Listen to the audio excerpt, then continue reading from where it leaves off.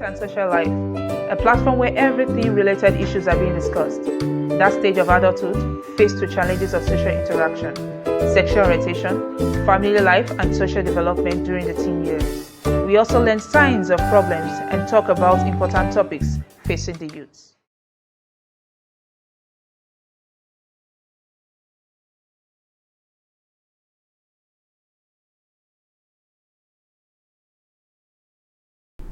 Hello and welcome to Youth and Social Life. I'm your host, Dami, and of course, today we'll be discussing life after school. And I won't be the only one doing this, I have a guest with me in the studio. But before that, a lot of us know that the transition from being an undergraduate to becoming a graduate is kind of funny and scary to many people. And I'm actually a living witness of that. And after schools, I've witnessed so many people, saying that what they've learned during their school days and now it's not actually the same way they're living now. The expectations was actually different from reality. These are actually brought some people to the conclusion that school is for social life and grades and not the way you actually live after school. What they expected is not actually what they are saying. And like I said, I have a guest with me in the studio, and she is in the person of Esther Onoju, the CEO of STBase. Esther, you're welcome. Thank you very much. I was talking about life after school. So basically, life after school, how's it been for you? Since you left university. It's been, let me not say hell, but it's been so challenges. As in, the challenges made me discover my real self, and it has enabled me to push myself beyond limits, beyond the things that I thought I wouldn't do on a normal day. But just overall, it's been very challenging. It's quite different from what I expected. Okay, so what are the things you're expecting that you're doing when you graduate from school? Of course, when you're in school, you say, "Oh, after school, I would like to become this. This is what I want to do. This is what I would like to go into and all that." But when you come out, you discover that is totally different. Is totally different. You have to start planning all over again. That's why it's always good when you have a plan. You should be able to have a plan B, especially in a country like this. So you have to have a plan B. I do tell people, if you have a plan A, you should have a plan B. If possible, plan C. So for me, generally, it's quite different. So you have to really build yourself and prepare yourself for the labor market, if I may put it that way. So that's just it for me. Yeah, as you said, you faced some challenges when you were when you graduated from university. What are some of those challenges? When I graduated, I actually relocated back to Nigeria. So it wasn't easy.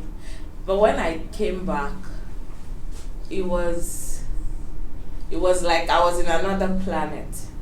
So you have to kind of like observe first. That was what I did. I had to observe it. It took me time, almost a year, for me to like fit in and just look around, somewhere, because I wasn't coming home. It was just school straight up. I didn't come back to the country. So it was kind of like I have to blend to the environment first before I could think of something. Though I know what I wanted to do, but then you have to check and look at how the industry you feel that you want to go into how things work and all that before you can I was able to decide on, okay, this is it and this is it and this is it. Okay, as an entrepreneur, when you were in university, did you ever think that okay, when I go out, I want to work in an office, or I want to be an entrepreneur? What was actually your dream job? What were you thinking that you want to do? Okay, my dream job. I wouldn't say I really had a particular dream, because when it comes to job, that's the corporate world, I didn't have such dream of sitting in an office. I didn't see myself as that kind of person. But I had the plan of, okay, I'm going to take up a corporate job for a while and then save up money and prepare myself for what I wanted to do later on. And unfortunately, though I was able to work for a while, I could remember my first experience during interview here. Like, it was kind of, I don't know, kind of funny, sort of, because I realized that, okay, when people discover that, okay, you didn't school here, though I actually pretend like, okay, fine, I'm a Nigerian, definitely, but I try as much as possible to cut that aspect of, oh, I schooled outside the country and all that. So I was normal, but I realized that the moment, okay, they realize that, oh, this person did actually school here, things just changed for me. I don't know what happened, but there was this, should I say discrimination? I don't know. But I think that's the simplest thing I could call it. There was this energy I was getting from my colleagues at work, most especially from the manager. She didn't make me comfortable right from the interview, and right from time I see myself as someone that if I'm not comfortable doing something, if I'm not happy with what I'm doing, then it's not worth it. So I faced a lot of challenges, but though I still worked, I picked up some jobs and I did for a while, and it wasn't going well. Then I discovered that, girl, you don't belong to this place. You have to do what makes you happy. Do that thing that you love doing at ease. Even if someone taps you from sleep, you just get up, you have something to deliver to people. So that was just it for me.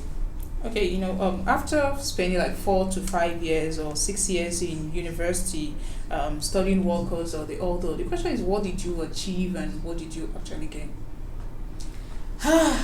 School actually made me more kind of like outspoken and exposed, because right from childhood I'm someone that if you ask me something, I just return to my shell. Let's just say I'm that kind of an introvert.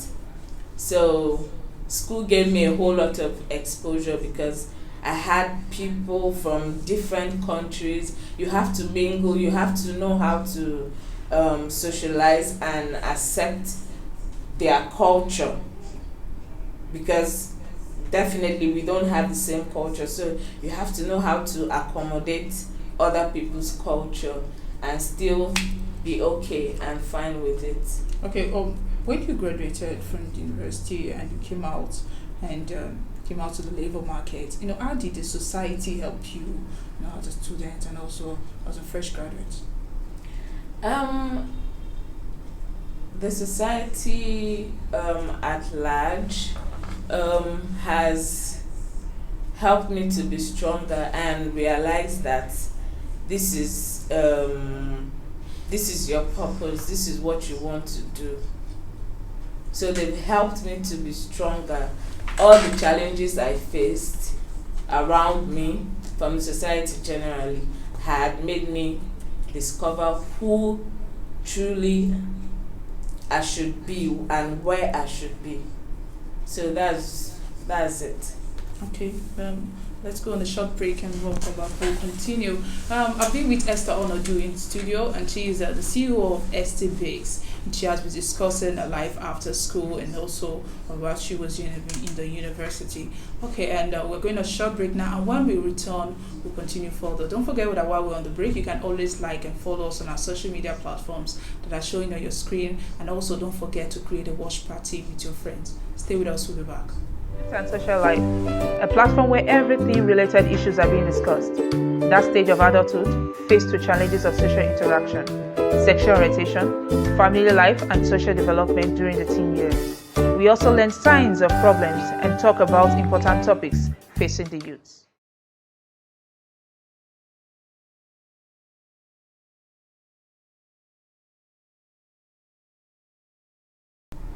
All right, welcome back. If you're just joining us, this is Youth and Social Life, and I'm your host, Dami.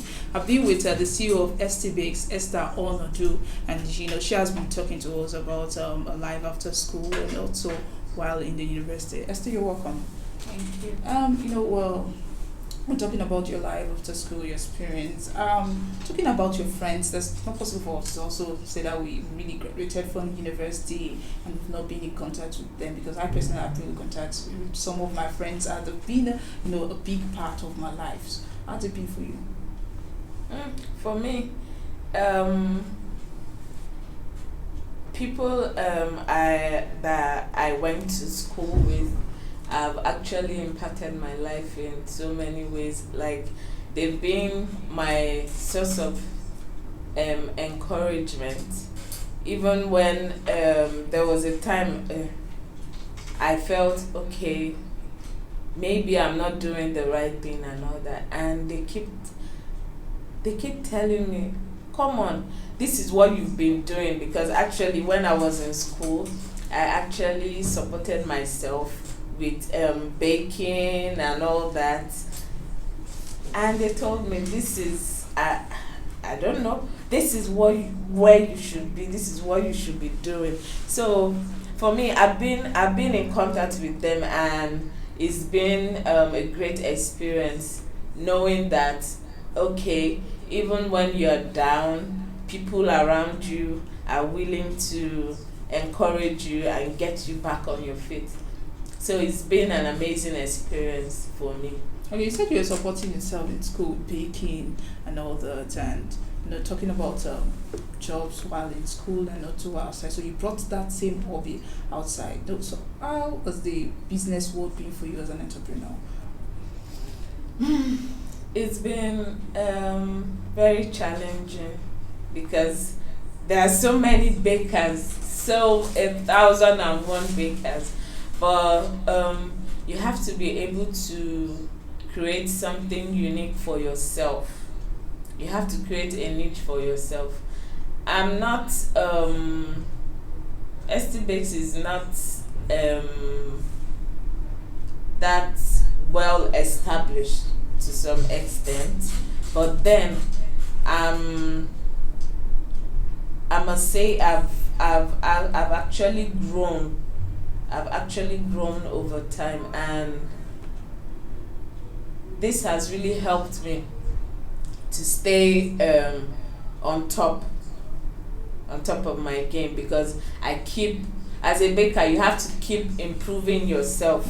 It doesn't just stop, because I could remember when I got back, I had to chill for a while, and then I wanted to know what was trending and all that when it comes to the industry, the baking industry. I had to ask questions. In fact, I took a 1 month training class first to prepare myself to know what was going on before I could dive into it. So I must say it's because I've actually seen how the environment is and all that. So I'm able to overcome all those challenges that was coming and all that, and that are still coming my way. So one of the challenges that lots of graduates are faced when they come out and they want to start a business is maybe capital, or okay, I went to university and doing this. Okay, take a look at you now, for example. Now you studied outside the country and you came to Nigeria to be a baker, and we have a lot of people who are going to have high expectation for you, saying that okay, I think when I come out, she's going to be a banker, or she's going to work in a certain industry.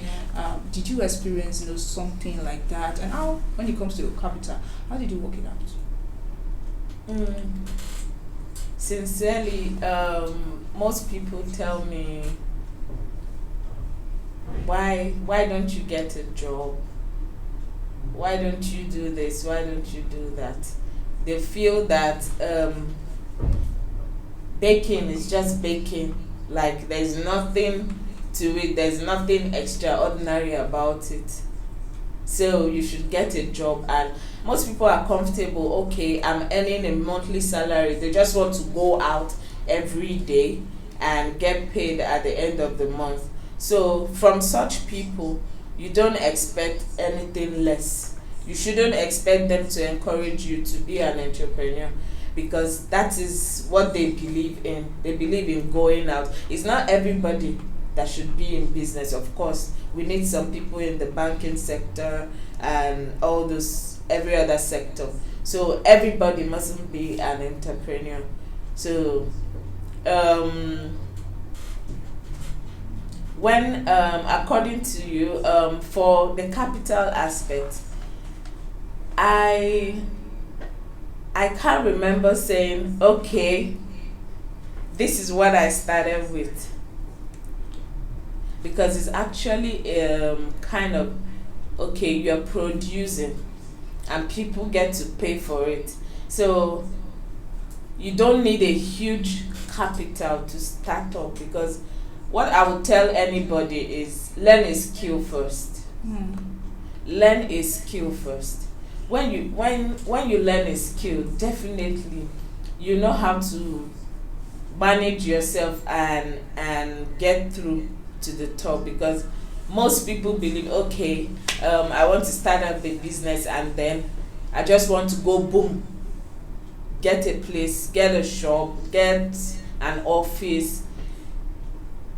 For me, I don't think in my own area, I don't think I wouldn't encourage anyone to just jump into that, especially for someone that you are still studying the environment, and there are so many competitors now. So it's not every business that needs a physical shop, a physical office for it to exist. So sometimes you just need to keep. I encourage people about that. Just watch yourself grow. Start small and then expand. Because once you go boom, oh, I'm renting an office, I'm doing this. At the end of the day, if you don't have somewhere money is coming in, if you don't have a cash flow steady, you might end up getting to worry about, oh, my rent, oh, my workers, how do I get to pay them and all that. So I encourage everyone to start up small.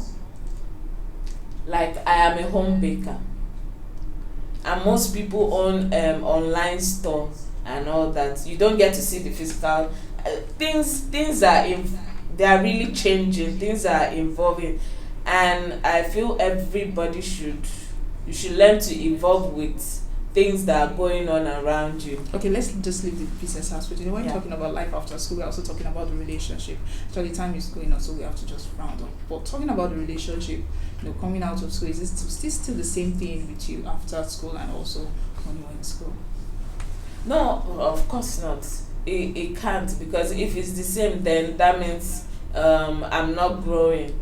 That means I've remained where I am, which is not good for any human being. Of course, things have changed. I've changed. Like, I'm very outspoken. I wouldn't say I'm, that courageous to speak outside, but then to some extent I've gotten a whole lot of exposure, and I've learned how to handle things, most especially during this period, this pandemic period. It has sort of been um, a blessing, sort of, because I was learning never stops.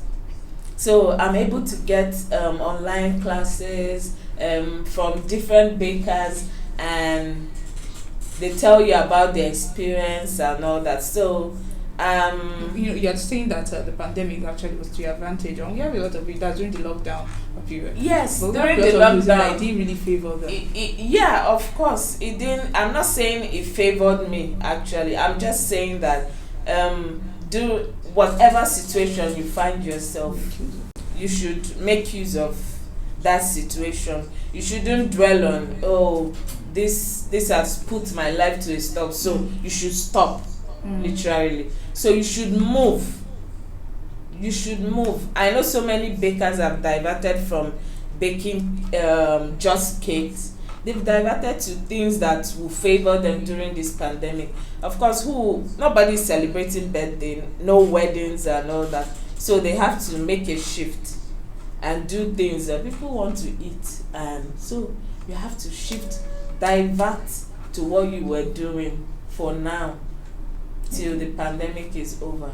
Okay, coming out from university and also being university, there are so many things you can't always enjoy it, or you can say that you don't have any regrets. So, what are some of the regrets, or should I ask you, do you have any regrets?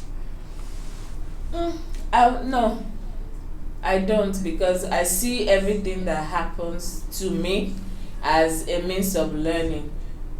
So I wouldn't say I had any regrets. Things happen, and then I learn things from it, and then I move. That's me for you. Okay, so what are some of your advice that you want to give to people that are just coming out, fresh graduates, and also people in school?